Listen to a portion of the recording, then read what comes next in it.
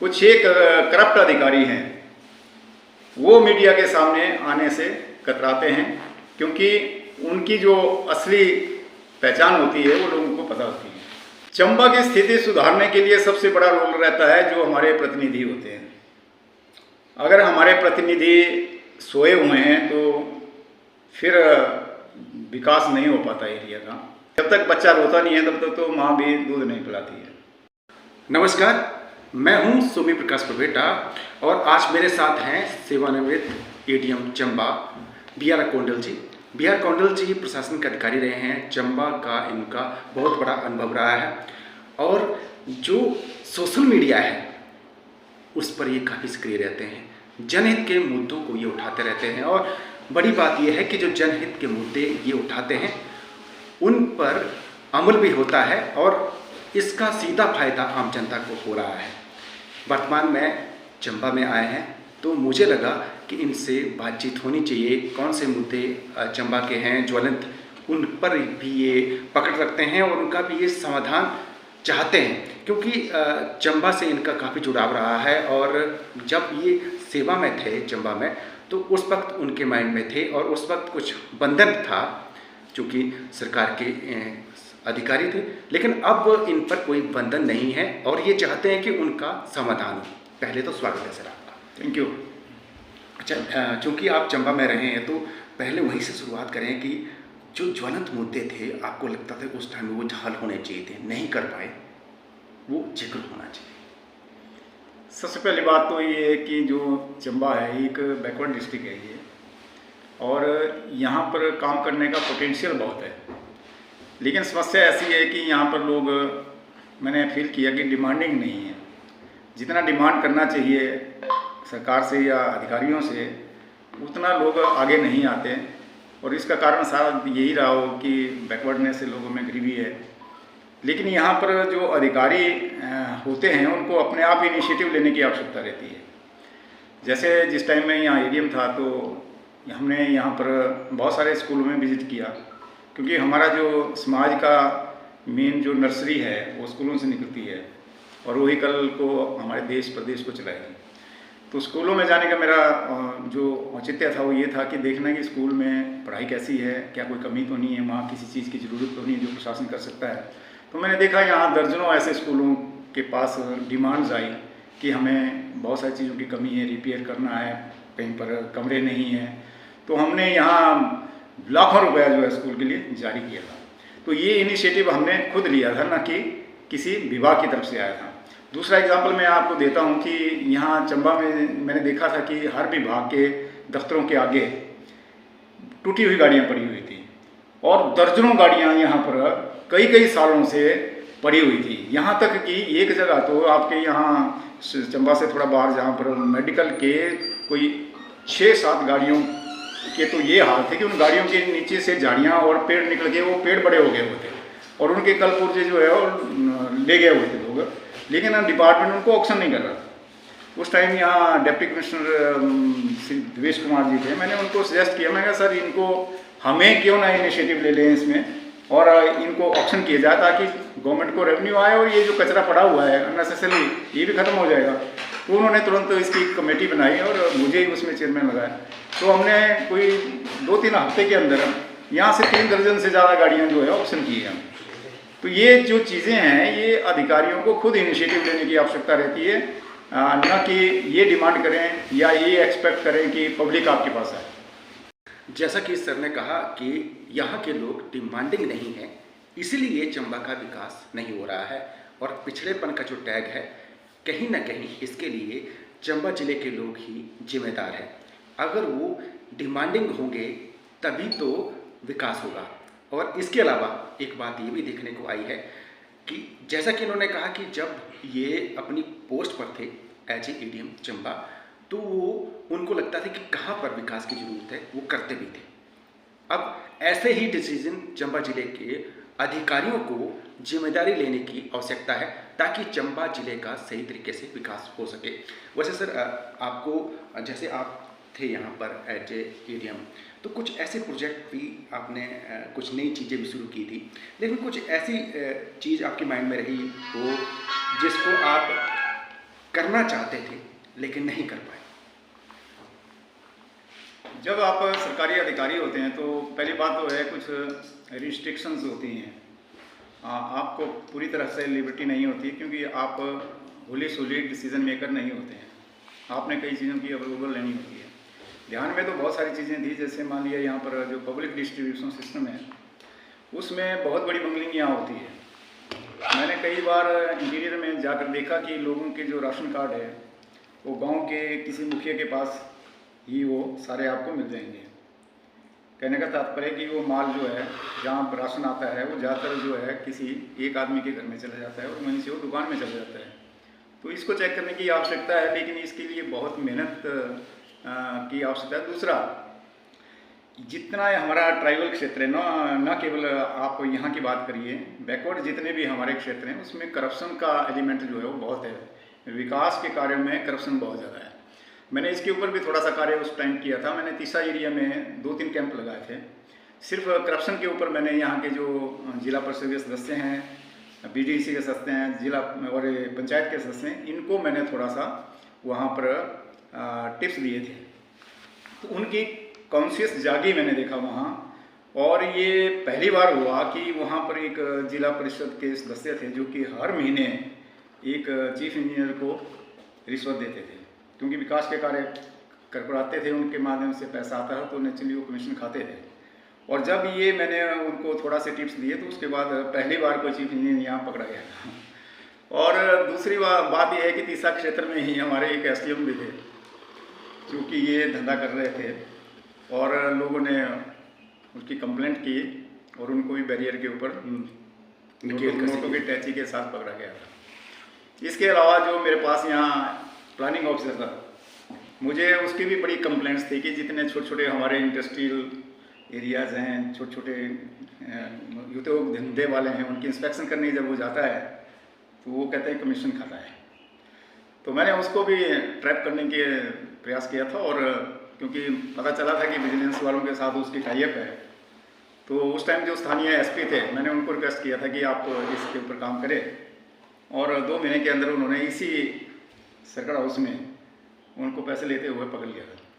तो इस प्रकार के बहुत सारे काम करने के हैं यहाँ पर, लेकिन अब समस्या वही है कि कितनी जेल ऑफिसर्स में है, इस पर निर्भर करता है। अच्छा सर, चूँकि आपको कमजोरी भी पता है और प्रशासन की ताकत भी मालूम है, अच्छा पारदर्शिता काम में कैसे आए, ताकि मुझे लगता है कि जो ये इंटरव्यू सुन रहे हैं वो भी समझे, और जो अधिकारी अगर इस इंटरव्यू को देखते हैं तो वो भी सोचे कि ADM साहब काम के आदमी हैं और उन्होंने जो किया है और क्या कर रहे हैं वो सही कर रहे हैं। जहाँ तक पारदर्शिता का प्रश्न है, देखो, अगर प्रशासन को लोगों का कॉन्फिडेंस जीतना है और अपने को सही प्रदर्शित करना है, तो इसमें ट्रांसपेरेंसी का बहुत बड़ा रोल रहता है। जब मैं यहाँ था तो आपको याद होगा, मैंने प्रेस वालों के लिए 4 बजे का समय रखा हुआ था कि डेली प्रेस वाले जब भी आना चाहें तो 4 बजे वो मेरे कार्यालय में आएंगे, और आज जो भी हमारी कार्यगुजारी होगी उसके बारे में आपको हम बताते रहेंगे। और उसका रिस्पांस बहुत अच्छा आया था। एक कॉलम मैंने यहाँ एक अखबार वालों से ये चलाया था कि मेरी पंचायत का लेखा जोखा। उस पंचायत में जितनी भी स्कीमें हमने अलॉट की थी, सैंक्शन की थी, चाहे वो पहले की थी चाहे आगे करते थे, उन सब का लेखा जोखा जो है एक कॉलम में छपता था। और उन पंचायतों को हमने कोई किसी पॉलिटिकल एंगल से नहीं लिया, हमने अल्फ़ाबेटिकली उनको उठाया। तो लोगों का रिस्पांस मैंने देखा कि जो काम हमें करने का होता था कि धरातल पर जाकर चेक करें कि काम हुआ ना हुआ, लोगों ने वो काम करना शुरू कर दिया। क्योंकि जब उनको पता लगा कि अखबार में आया हुआ है कि फलानी स्कीम आई हुई है और वो स्कीम बनी नहीं है, तो लोग अपने आप विजिलेंट हो गए और वो शिकायतें हमारे पास आना शुरू हुई। तो ट्रांसपेरेंसी का बहुत बड़ा रोल रहता है, लेकिन मैंने देखा कुछ अधिकारी जो है ट्रांसपेरेंट होने से डरते हैं। अच्छा, और हमारे जो राजनीतिज्ञ हैं इनको भी कुछ तकलीफ होती है जब ऑफिसर ज़्यादा ट्रांसपेरेंट हो जाए। मैंने ये चीज़ फील की, क्योंकि कुछ नेताओं का ऐसा मानना है कि काम वो होने चाहिए जो कि हमारे माध्यम से ऑफिसर के पास जाए, जबकि बीइंग ऑफिसर मेरा ये मानना था कि राजनीतिज्ञ के पास किसी को जाने की आवश्यकता ना पड़े, जो काम करने का है वो अधिकारी खुद करे। तो ये थोड़ा सा मतभेद हमारे ब्यूरोक्रेसी में और नेताओं में है जो कि ठीक करने की आवश्यकता है। अच्छा सर, मैं एक चीज़ समझना चाहता हूँ कि आप बड़े अधिकारी रहे हैं, तो आजकल मीडिया से अप्रोच करने में थोड़ा सा अधिकारी जो है कतराते हैं। क्या कुछ गड़बड़ तो नहीं हो रही होगी इसलिए? अदरवाइज जो दिखता है वो दिखता है, क्योंकि सरकार भी चाहती है कि जो काम हो रहा है उसकी पब्लिसिटी होनी चाहिए, जो अच्छी चीज़ें हैं उसकी ज़्यादा से ज़्यादा जागरूकता फैलाने के लिए वो मीडिया में आना चाहिए। लेकिन जब अधिकारियों के पास अप्रोच किया जाता है तो अधिकांश अधिकारी जो है मीडिया से भागते हैं। इसका मेन कारण ये है कि एक तो नॉलेज की कमी है। लोग नॉलेज जब नहीं होता है तो उसमें एक कावर्डाइज होती है, उसमें डरपोकता होती है, उसमें एक घबराहट होती है कि मैं ये कर सकता हूँ या नहीं कर सकता हूँ। आज अगर यदि हम काम कर रहे हैं तो इसलिए कर रहे हैं क्योंकि एक तो प्रशासन का हमारा अनुभव रहा है, दूसरा मैं पहले ही लॉ ग्रेजुएट हूँ। तो जब हमें हर कानून का पता है कि मैं क्या बोल सकता हूँ, क्या नहीं बोल सकता हूँ, किस चीज़ को क्रिटिसाइज कर सकता हूँ, किसको नहीं कर सकता हूँ, उसका रिप्रिकेशंस क्या होंगे, तो फिर हम धड़ल्ले से बात करते हैं। कहीं डरने की आपको आवश्यकता नहीं होती, क्योंकि हमें मालूम है कि हमारे राइट्स क्या हैं, हमारी ड्यूटीज़ क्या हैं। अधिकारियों में बहुतों में ये कमी रहती है। और दूसरा एक और कारण है इसका कि जो कुछ एक करप्ट अधिकारी हैं वो मीडिया के सामने आने से कतराते हैं, क्योंकि उनकी जो असली पहचान होती है वो लोगों को पता होती है। अच्छा सर, आजकल रेवेन्यू से जुड़े आप ज़्यादा मुद्दे उठाते हैं, तो वजह क्या है? कुछ गड़बड़ चल रहा है रेवेन्यू डिपार्टमेंट में, या कुछ आप कुछ और उसमें कुछ चीज़ें जो सुधार चाहते हैं? गड़बड़ कुछ नहीं है, ये पहले से ही ऐसा चला आ रहा है। लेकिन ये मेरा एक अनुभव रहा है जब मैं सर्विस में रहा हूँ, क्योंकि मैंने अपना करियर एज ए तहसीलदार किया था शुरू, तो एक रेवेन्यू मेरा मेन सब्जेक्ट भी रहा हुआ है। तो ड्यूरिंग सर्विस जो मुझे कमियां लगी थी विभाग में, या ऐसा लगा कि लोगों को इन चीज़ों की जानकारी होनी चाहिए, उन जानकारियों को मैं भी अपने अनुभव के अनुसार लोगों के बीच में बांटने का कोशिश कर रहा हूँ। और दूसरा, सरकार के पास जो ये होती है इन्फॉर्मेशन होती है, वो हर इन्फॉर्मेशन उनके पास नहीं होती है। धरातल की इन्फॉर्मेशन कन्वे करने के लिए आपको आजकल सोशल मीडिया का एक बहुत अच्छा प्लेटफॉर्म मिला है, क्योंकि मैंने देखा प्रिंट मीडिया, इलेक्ट्रॉनिक मीडिया, ये लोग भी कई बार मजबूरी होती है उनकी कई चीज़ें उठानी, कई चीज़ें नहीं उठानी है। लेकिन सोशल मीडिया हर आदमी के जेब में है। जब कभी आपकी अगर इंटेंशन और आपकी विज़न ठीक है तो आप किसी भी इशू को कहीं से भी उठा दीजिए और वो सरकार में ध्यान में आता है। और जैसे पिछली बार मैं कांगड़ा से जब क्रॉस हो रहा था चंबा के लिए, तो मुझे कांगड़ा के पास लगा कि दर्जनों ऐसे पेड़ थे सड़क के किनारे जो कि सूखे पड़े हुए थे। तो मैंने वहीं से गाड़ी रोक कर एक जगह से वीडियो उस पर जारी किया कि सरकार से मैंने रिक्वेस्ट किया कि जितने भी पेड़ हैं, न केवल सड़क के किनारे लेकिन जंगलों में भी इस टाइम हमारी करोड़ों रुपए की संपदा जो है वो खराब हो रही है। तो उस वीडियो का शायद असर ये हुआ कि एक हफ्ते के अंदर माननीय मुख्यमंत्री जी ने इसके ऊपर एक मीटिंग कॉल की फॉरेस्ट कॉरपोरेशन की और फॉरेस्ट ऑफिसर्स की, और उसमें ये डायरेक्शन हुई है फॉरेस्ट कॉरपोरेशन को कि सभी जितने भी सूखे पेड़ हैं उनको इनोवेट किया जाए और उसके बाद उनको काट कर उनकी ऑक्शन की जाए। तो इस प्रकार के डिसीजन जो है हम लेने के लिए गवर्नमेंट के ध्यान में ये चीज़ें ला सकते हैं। अच्छा सर, वर्तमान प्रदेश सरकार चूँकि एक साल कंप्लीट हो रहा है, तो ऐसा कौन सा मुद्दा है जो आपको लगता है कि इसको प्राथमिकता के आधार पर सरकार को लेकर इसका समाधान करना चाहिए? देखिए, ये मैं पहले भी मुद्दे उठाता रहा हूँ कि कोई भी सरकार है, उस सरकार की जो छवि है वो दो डिपार्टमेंट सबसे ज़्यादा अफेक्ट करते हैं। उसमें एक रेवेन्यू डिपार्टमेंट वो है और एक पुलिस डिपार्टमेंट है। तो क्योंकि मैं रेवेन्यू डिपार्टमेंट से संबंधित हूँ इसलिए मैं इसी डिपार्टमेंट के बारे में ज़्यादा बात करूँगा। आप अगर रेवेन्यू डिपार्टमेंट में लोगों को राहत दे सकेंगे तो वो उसके साथ आज की तारीख में एक छोटे से लेकर बड़ा तक सभी लोग जुड़े हुए हैं, क्योंकि हर आदमी की जो ज़रूरत है वो भूमि से है और भूमि के मसले जो है हमारा रेवेन्यू डिपार्टमेंट डील करता है। अगर आप इस डिपार्टमेंट को सही और दुरुस्त कर देते हैं तो फिर इससे बड़ी उपलब्धि और कोई नहीं हो सकती है। और मैंने देखा इसमें हमारे माननीय मुख्यमंत्री जी कुछ डिसीजन ले रहे हैं, और अगर इस तरीके से इनका विजन रहा तो आने वाले समय में मुझे उम्मीद है कि उस इम्प्रूवमेंट विभाग में होगी। अच्छा सर, चंबा का ऐसा कौन सा मुद्दा लगता है कि आपको लगता है कि अगर ये चीज़ ठीक हो जाएगी तो चंबा की स्थिति सुधर जाएगी?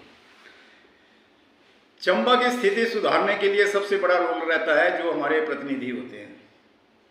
अगर हमारे प्रतिनिधि सोए हुए हैं तो फिर विकास नहीं हो पाता एरिया का, तो आपके जो प्रतिनिधि है इनको एग्रेसिव होना पड़ेगा और सरकार के पास अपना राइट रखने के लिए दमदार तरीके से यहाँ की समस्याएं रखनी पड़ेगी। उसके बाद सरकार का ध्यान आता है, अन्यथा जब तक बच्चा रोता नहीं है तब तक तो माँ भी दूध नहीं पिलाती है। अच्छा, मुझे लगता है कि एक जो महत्वपूर्ण सवाल है, जो कि आप सोशल मीडिया पर बड़े सक्रिय रहते हैं, कहीं एडीएम साहब जो रहे हैं बी आर कौंडल जी, सियासत का चेहरा तो नहीं बनने वाले हैं? सियासत का हमारी कोई इच्छा नहीं है, न तो इसके लिए हम बने हुए हैं। सियासत के लिए एक अलग किस्म की क्वालिफिकेशंस की आवश्यकता है जो कि मेरे में नहीं है, इसलिए मैं इस प्रकार के ख्वाब लेता भी नहीं हूँ, ना मुझे कोई इच्छा है। मेरा तो एक ही ध्येय है कि जो अनुभव मेरे पास है उस अनुभव के माध्यम से जितना मैं लोगों को कंट्रीब्यूट कर सकूं, लोगों को उनका जो एक्सपीरियंस है, उनके जो ज्ञान है उसको बढ़ा सकूं, वही एकमात्र ध्येय है मेरा सोशल मीडिया में आने का। अन्यथा मैं कभी ये भी नहीं किसी को कहता कि मेरे वीडियो को लाइक करो या डिसलाइक करो, ये उनकी इच्छा है। लेकिन मैं छोटे छोटे वीडियो इसलिए डालता रहता हूँ ताकि छोटे छोटे जो लीगल पहलू हैं जिनका लोगों को पता ही नहीं है वो लोगों को उसकी जानकारी हो जाए, क्योंकि जब तक लोग जानकार नहीं होंगे तब तक वो विवाद के शिकार होते रहेंगे। अच्छा सर, अंत में हमारे जो दर्शक है, जो देख रहे हैं, चाहे युवा हो, चाहे किसी छोटे उम्र के हो, महिलाएं हों और बच्चे हों, उनको एक मैसेज, ताकि वो लाइफ में कुछ करना चाहते हैं, क्योंकि आपका बहुत बड़ा अनुभव है प्रशासनिक अधिकारी के तौर पर, तो उनको एक अच्छा सा मैसेज दें। देखिए, मेरा मैसेज केवल युवाओं के लिए नहीं है, मेरा मैसेज युवाओं के उन माता पिता के लिए भी है जिनका आज के युवा को सही दिशा देने के लिए बहुत बड़ा रोल रहता है। यदि कोई माता पिता ये समझे कि हमारे पास पैसा है और हमारे पैसे से हमारे बच्चे जो है वो एक सही ट्रैक पर चलेंगे, तो ये उनकी बहुत बड़ी गलती है, क्योंकि पैसे का अधिक होना भी एक बच्चों को बिगाड़ने के लिए अहम रोल करता है। दूसरा, जो आज का युवा है उसमें सबसे बड़ी जो चैलेंजिंग इस टाइम प्रॉब्लम है वो है ड्रग, जो यहाँ पर हमारे हिमाचल प्रदेश में हमारे युवाओं को ये जो मादक पदार्थ हैं इन्होंने जकड़ रखा है। ये सबसे बड़ी चैलेंज है हिमाचल प्रदेश के लिए, और सरकार को भी इसके ऊपर सख्ती से काम करना चाहिए। ये केवल पुलिस का काम नहीं है, ना तो पुलिस इसको कर सकती है। अगर पुलिस का काम होता तो ये आज तक इस स्टेज में आता ही नहीं। पुलिस तो पहले से पकड़ती रही है और आगे भी पकड़ती जाएगी, लेकिन ये समस्या जो है एक सोशल समस्या बन गई है, सामाजिक समस्या बन गई है। इसलिए हमें माता पिता के अलावा जो हमारी संस्थाएं हैं, जैसे ग्राम पंचायत है, म्यूनिसिपल कमेटी है और दूसरे NGOs हैं, इन सब को इकट्ठा लेकर पुलिस को एक सोशल मूवमेंट बनाना चाहिए, जिसके माध्यम से ये जो ड्रग का एक बहुत बड़ा समस्या हिमाचल प्रदेश में आ पड़ी है, इसको ख़त्म किया जा सके। क्योंकि यहाँ का यूथ, जैसे पंजाब में आज आर्मी के लिए कोई यूथ भर्ती के लिए उपयोगी नहीं पाया जा रहा है, वहाँ पर सारे रिजेक्ट हो रहे हैं। और अभी मैंने देखा जब यहाँ पर अग्निवीरों की भर्ती हो रही थी हमारे हिमाचल प्रदेश में भी, तो 50% जो हमारे युवा है वो रिजेक्ट हो गए फिजिकली।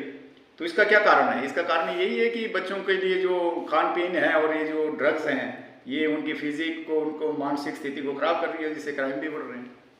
बहुत बहुत धन्यवाद। तो ये थे सेवानिवृत्त ADM BR कौंडल जी। इन्होंने बेबाकी से सारी चीज़ें रखी है। उम्मीद है आपको ये इंटरव्यू अच्छा लगा होगा। बहुत बहुत धन्यवाद। Thank you.